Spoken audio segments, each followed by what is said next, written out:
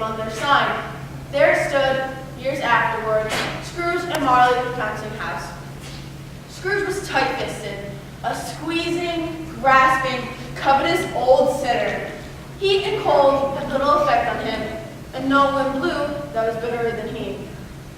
No one ever stopped him on the streets to say, "My dear Scrooge, how are you? When will you come and see me?" But what did he care? It was the very thing he liked, to edge his way along the crowded paths of life, where unhuman sympathy keep its distance. And now, on the best of all the good days of the year, on Christmas Eve, old Scrooge sat busy in his counting house. It was cold, bleak, biting weather, and the door to his office was open, so that he might keep his eye upon his clerk, Bob Cratchit, who, in a dismal little cell beyond, was copying letters. Now, Scrooge had a very small fire, but the clerk's fire was so much smaller that it looked like a single coal. Just then, Scrooge's nephew strode into the shop.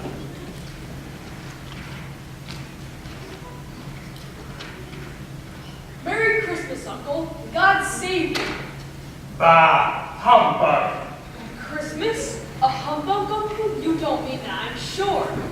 I do. Merry Christmas. What right are you to be merry? You're poor enough. Come then. What right do you have to be unhappy? You're rich enough. Bah, humbug. Don't be cross, Uncle.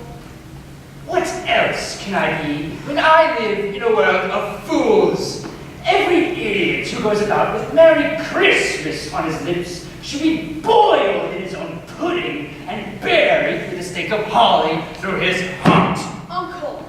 Keep Christmas in your own way, and let me keep it in mine. But you don't keep it. Let me leave it alone, then. Much good it has ever done you or me. Uncle, though Christmas has never put a scrap of gold in my pocket, I believe that it has done me good, and will do me good. So I say, God bless it. Let me hear another sound from you, and you'll lose Christmas by losing your position.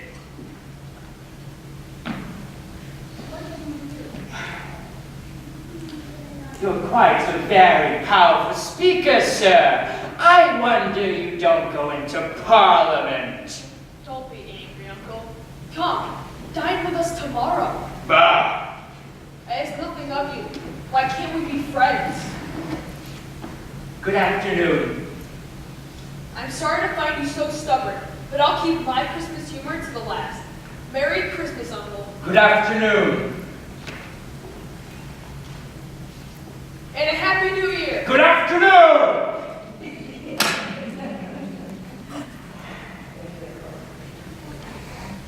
There's another fellow, my clerk, 15 shillings a week, with a wife and a family, talking about a Merry Christmas. He's a fool. Hi, Scrooge Marley's, I believe. Have I the pleasure of addressing Mr. Scrooge or Mr. Marley? Ah. Mr. Marley has been gone these 7 years. He died 7 years ago this very night. Well, surely his generosity is well represented by his surviving partner. At this season of the year, Mr. Scrooge is especially desirable that we make some provision for the poor and destitute. Many are in law of common necessities. Oh, there are no prisons, no poorhouses. Why, I wish I could say there were not, sir. Oh, I was afraid something had occurred to close them. They scarcely furnish Christian cheer. A few of us are hoping to raise funds to buy the poor some meat and drink and decent warmth. What shall I put you down for? Nothing. So, you wish to remain anonymous? No, I mean nothing. I don't make merry myself at Christmas, and I can't afford to make idle people merry. I support prisons and poorhouses with my taxes. They cost enough. If people are so badly off, they should go there. Then you can't go there. many would rather die. Well, if they would rather die, let them do it and decrease the surplus population. Good afternoon. The hour of closing the counting house arrived.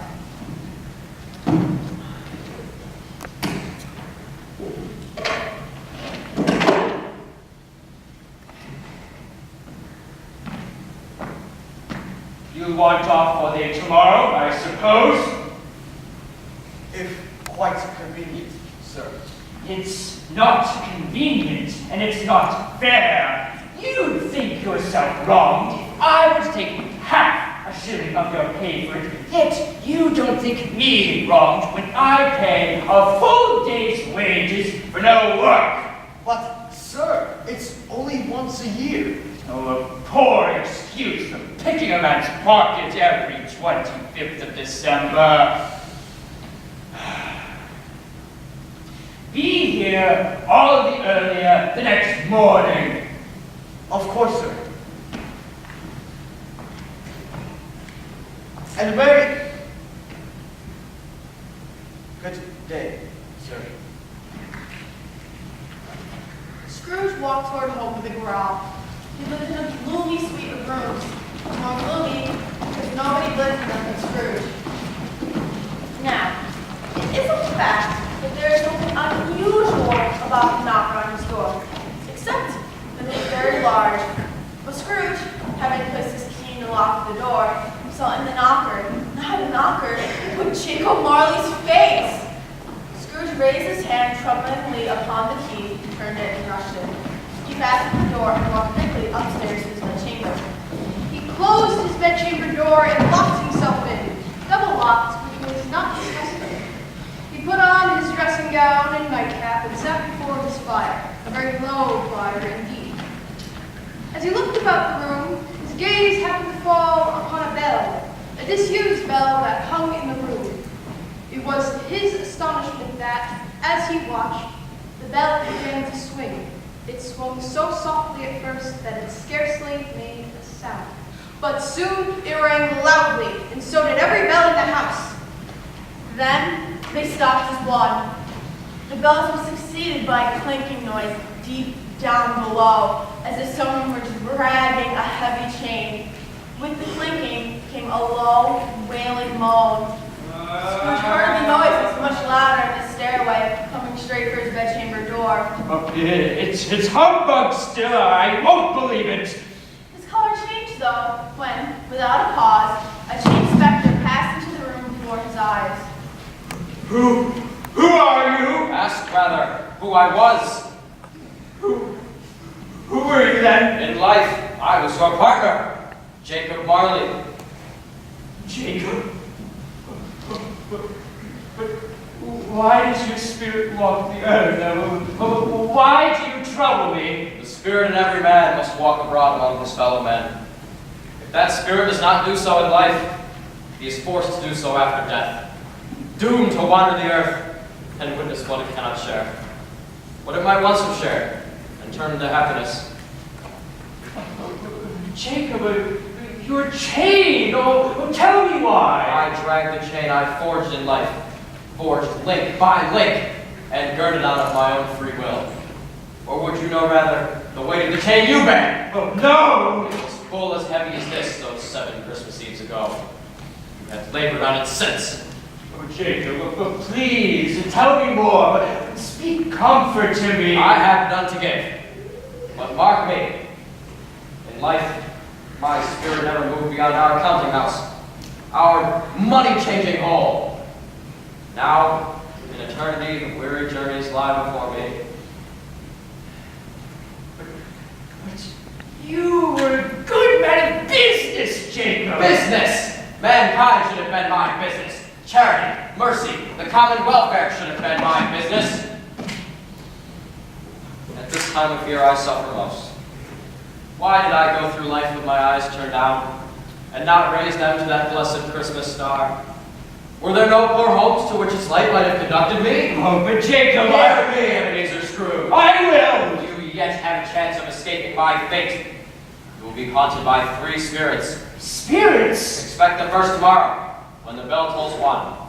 The second, on the next night at the same hour. The third, on the third night, when the last stroke of 12 has ceased to vibrate. Look to see me no more, Ebenezer. But for your own sake, remember my visit. The apparition moved forward, and at every step he took, the bedchamber window raised itself a little. By the time the spectre reached it, it was wide open. At the raising of Marley's hand, Scrooge became aware of confused noises in the air, sounds of lamentation and regret, sorrowful wailings. Scrooge followed, trembling to the window, desperate in his curiosity. He looked out. The air was filled with phantoms, wandering in restless haste and moaning as they went. Each wore chains like Marley's ghost. The misery was, clearly, that they wished to intercede for good in human matters, but had lost the power forever. Then they vanished!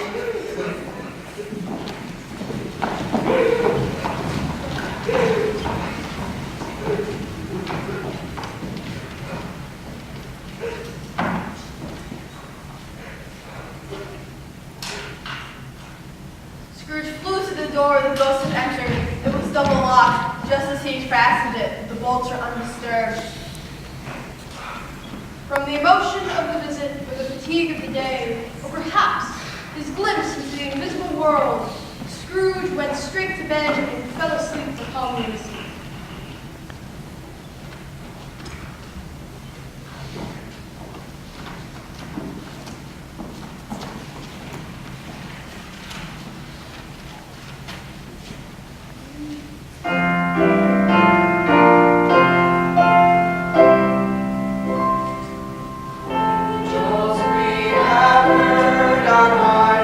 Sweetly, sweetly through the night, and the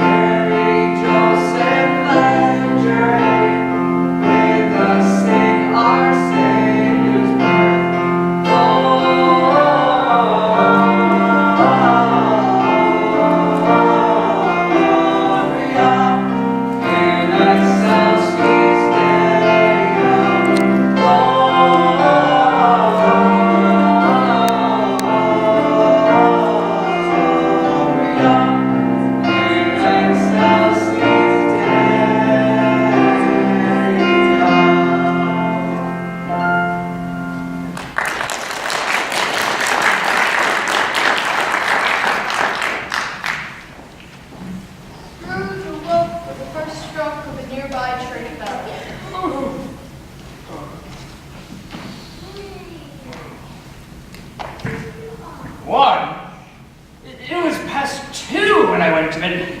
It isn't possible that I've slept through an entire day into another night. Then, Scrooge remembered the ghost's words. A visitation when the bell tolls one. Lights flashed up in the room and the curtains of his bed were flung back. What are you? The ghost of Christmas past. Gone past? The past of Ebenezer Scrooge. What brings you here? Your welfare. Take heed. Walk with me. Oh, no, please, or I'll fall. There, with a touch of my hand. Then, and you shall be upheld in more than this. They stood instantly upon an open country road. The darkness and mist had vanished. It was a clear, cold winter day with snow upon the ground. I remember this place, so I was born here. I was a boy here. You remember the way? Remember it. I could walk it blindfold. Strange to have forgotten it for so many years. They walked along the road, Scrooge recognizing every gate and tree. At length, they came upon a small boarding school. The school is not quite deserted. A single child, neglected by his friends, is left there alone on his Christmas holiday. You know his name. Yes, sir. Poor boy. Watch. I've come to bring him home, dear brother, dear Ebenezer, to bring him home. Home, little Fan. Yes, home for good, home forever and ever. Father's so much kinder than he was. That home's like heaven. We're to be together all the Christmas long, have the merriest time in all the world. A delicate creature, good sister, whom a breath had withered yet, her heart was warm. So it was. She died a woman and had, as I think, children. Yes, one child. True, your nephew. Yes. What's the matter? Nothing. Something, I think. I'd like to say a word or two to my nephew just now and to my clerk, Bob Cratchit. My time goes short. Watch. Again, Scrooge saw himself. He was now older, a man in the prime of his life, but his drawn face already reflected his greed. Ebenezer, do I matter so little to you? Has another love taken my place? What's love? Gold.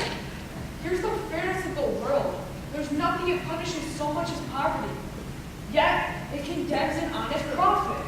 But that's all you care for. There is no room for me. Come now. I haven't changed to you. Have I? Yes, you are another man once. I was a boy. Tell me, would you still try to win me now? You think I wouldn't? I believe you want to choose a poor girl. You eat everything by profit. Goodbye, Ebenezer. Wait, Ellen, please. I loved her. Spirit, show me no more. Why do you like to torture me? One shadow more. No more. I don't want to see it. Watch. They're in another time, in another place. A street. It's Ellen. Oh, she's come back, but who's he? The man she married. I saw old friend of yours this afternoon. Who? Yes, How can I? No, wait. Not Ebenezer Scrooge. Mr. Scrooge it was. As I walked past his office window, I couldn't help but seeing him. His partner, Olivia, at the plant. And there, he sat alone. Quite alone in the world. I believe. Yes, quite alone. Spirit, haunt me no longer. Send me back to my room. Scrooge was exhausted. He barely found his way to his bed before he sank into a heavy slumber.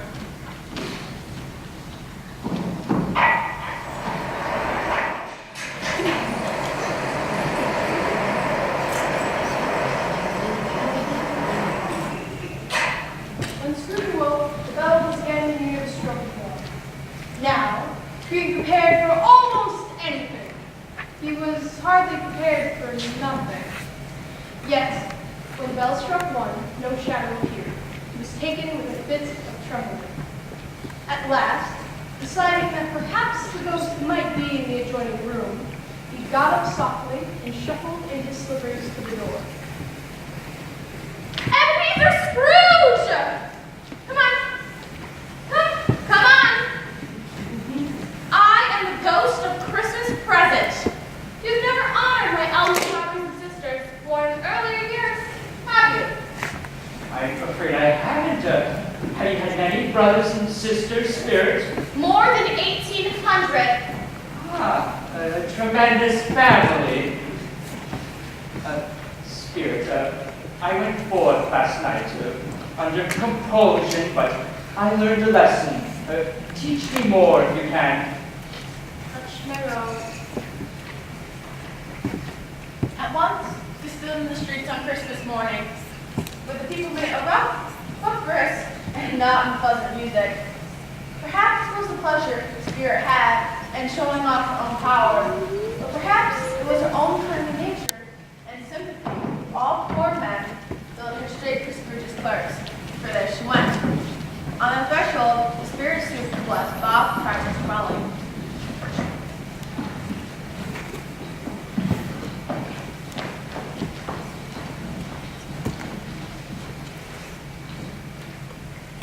Outside the baker's, we've smelled the goose. Our own goose. What's Kimi no father, Tiny Tim? The market was as late last Christmas Day by half an hour.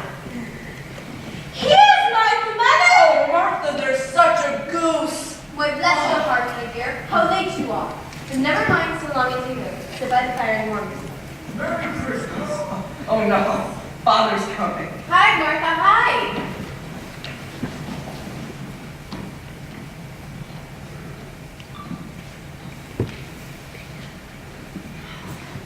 Why, where's Martha? Not coming. Not coming. Not coming on Christmas Day. Here you, Papa! There's our girl.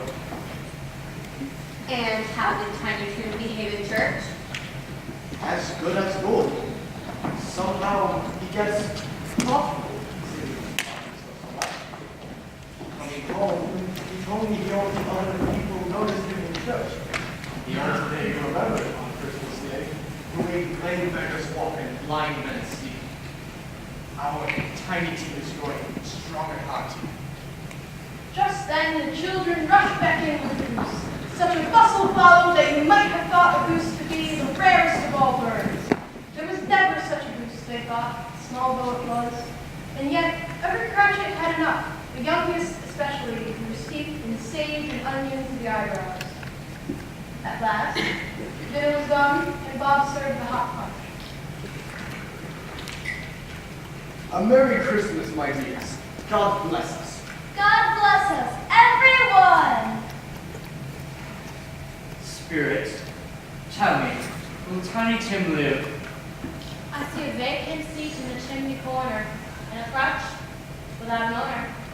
If these shadows remain unaltered by the future, the child will die. No, kind spirit, say he'll be spared. Why spare him? If he'd rather die, let him do it and decrease the surplus population. I give you, Mr. Scrooge, the founder of the feast. Founder of the feast, indeed.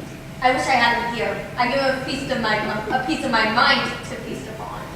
My dear, the children, Christmas Day. A fine day to drink the health of such a hard, unfeeling man as Mr. Scrooge.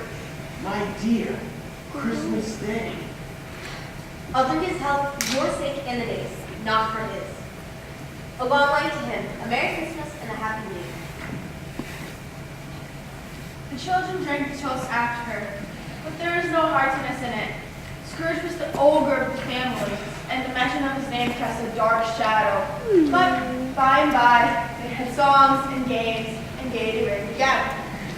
Watch. Scrooge and the spirit went along the streets. The burning of roaring fires in kitchens, parlors, and all sorts of rooms was wonderful. It was a great surprise to Scrooge, while watching the snapping flickering, to hear the familiar laugh, the laugh of his nephew.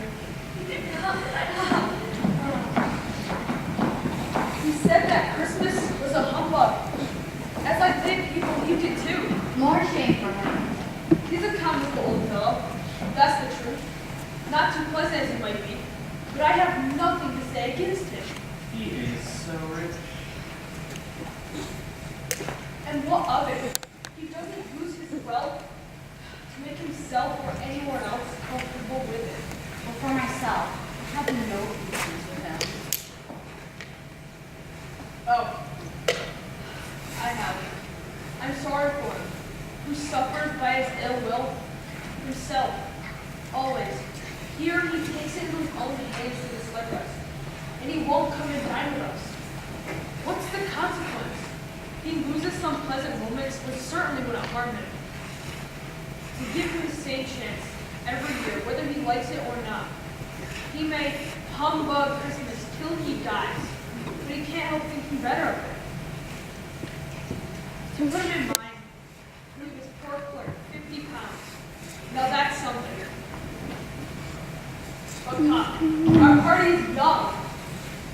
The scene passed off the breath, and Scrooge and the spirit were again upon their travels. Many homes they visited, and all with a happy end. The spirit sat by sick beds, and they were cheerful. By poverty, and it was rich. In poorhouse, hospital, and jail. In misery's every refuge. The spirit left her blessing, and taught Scrooge his lessons. My time is near. Our spirits' lives so short. My life ends tonight and midnight. Even now, the times are not 11:75, and you must see one more thing. Spirit, are they yours? They are man's. The boy's is ignorance. The girl is want. Beware of them both, but most of all, beware of this boy. For on his brow I see written, doom. But have they no resource or no refuge? Are there no prisons? No poorhouses?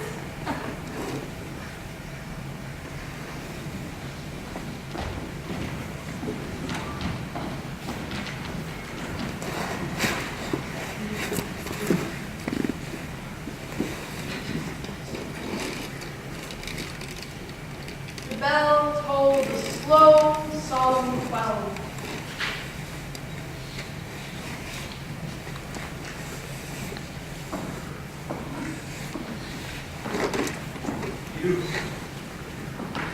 You are the ghost of Christmas yet to come. You will show me the shadows of my future. Spirit, I fear you far more than any specter I've ever seen, but I know your purpose is good to me, and I hope that I can live to be another man, but will you not speak to me?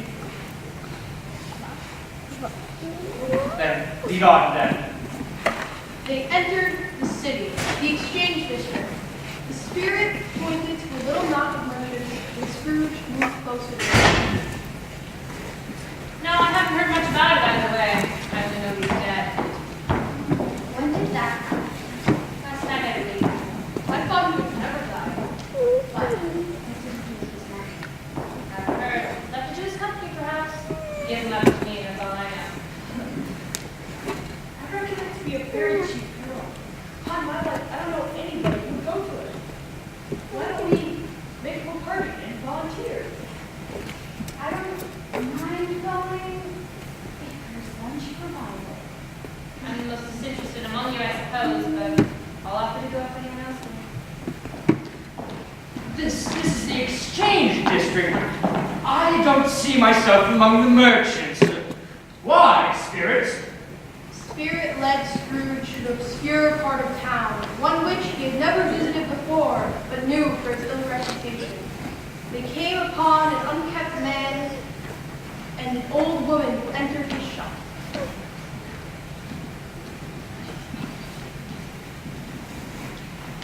Mr. Allen, have a look at this lot.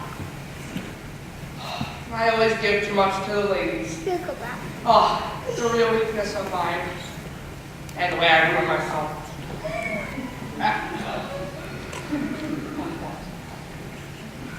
Now let's see what you've got.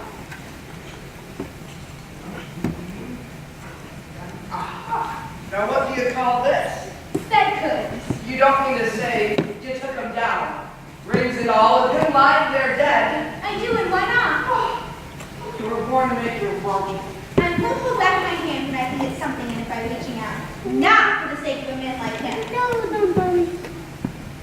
What else did you do? His blankets? Who's else? He ain't likely to take hold without him. Oh, well, he didn't die of anything catching you, did he? Don't worry about that. I wouldn't lord him about him if he did. You can look through that shirt till your eyes ache, but you won't find a single hole in it. It's the best he had. They would have wasted it too if it weren't for me. Wasted it? He was planning to bury him in it. Come along, then. I'll make your settlement. Oh, the ghouls! Spectre, tell me now, are they speaking of the same man as the merchant's conversation? The ghosts conveyed into her churchyard. Here, the wretched man whose name he dreaded to learn lay beneath the ground. The spirit stood among the graves and pointed down the lawn. Scrooge read the name on the stone. Ebenezer Scrooge! Oh no! No! Am I that man? Oh no! Oh, Spectre, hear me! Are you not the man I was? Why show me this if I have passed all? Oh, please, please tell me that I may change the shadows of my future, that I may smudge away the writing on the stone.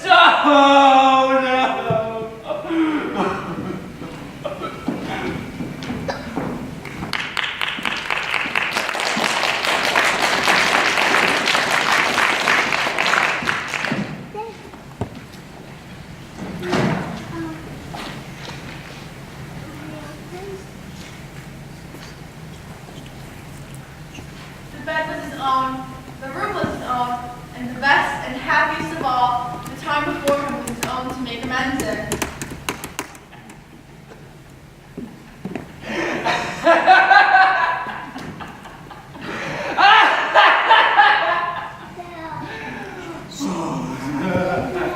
I'll live in the past, the present, and the future. Oh, Jacob, heaven and Christmas time be praised for this. Merry Christmas! Oh, my curtains!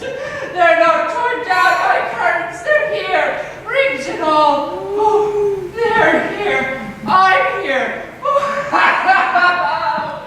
Oh, I'm as light as a feather, as merry as a schoolboy. Oh, merry, merry Christmas. I don't know what day it is. I don't know anything. I'm quite a baby. Oh, never mind. I'd rather be a baby. Mary stood the window, Scrooge looked out and saw grown her Sunday clothes. Excuse me, what's today? What, sir? My fine girl, what's today? Today? Why, Christmas Day? It's Christmas Day! I haven't missed it! The spirits have done it all in one night!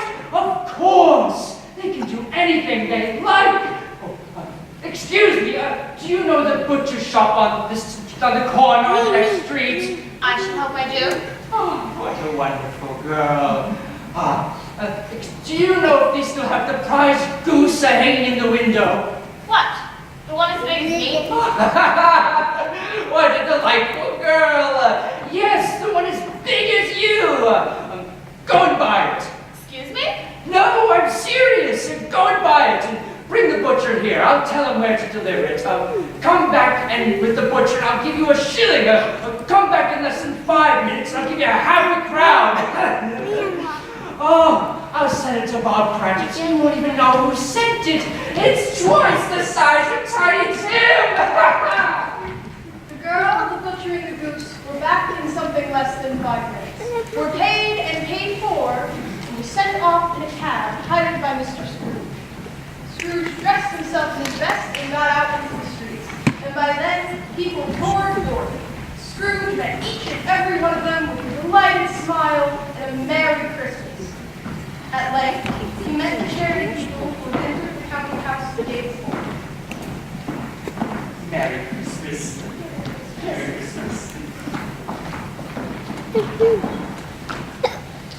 excuse me, I do hope you were successful yesterday. Merry Christmas. I thank your pardon for my behavior at the shop yesterday. I do hope you'll still have the goodness, won't you, to put me down for, Lord bless you, are you sure you wish to donate that much, sir? not a penny less.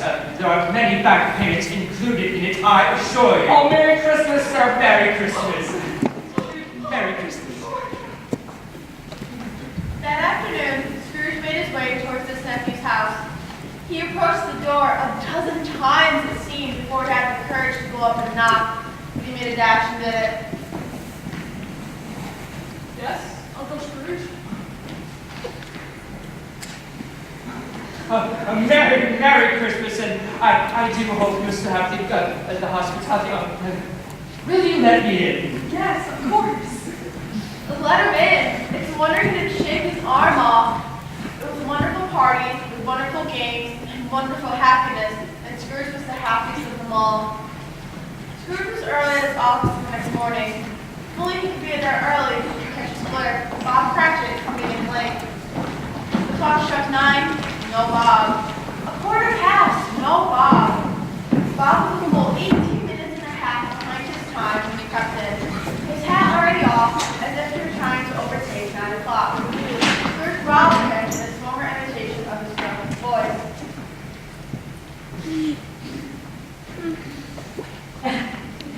What do you mean at coming at this time of day?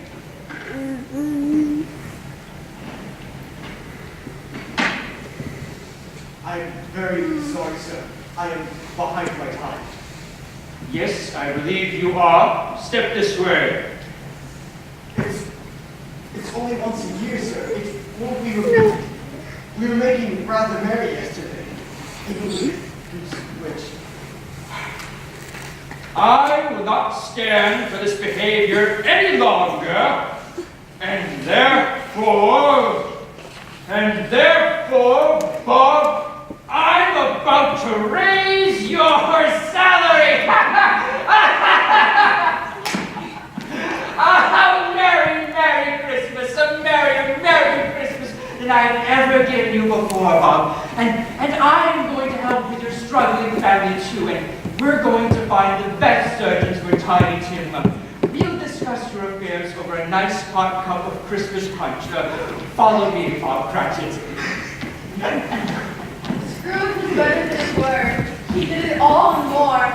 And Tiny Tim, who did not die, he was a second father. Scrooge was as good a friend, as good a master, and as good a man as that good old city knew, or any other good old city, town, or village in the good old world. And it was always said he knew how to keep Christmas well, if any man alive possessed the knowledge. Let that truly be said of all of us. And so, as Tiny Tim observed,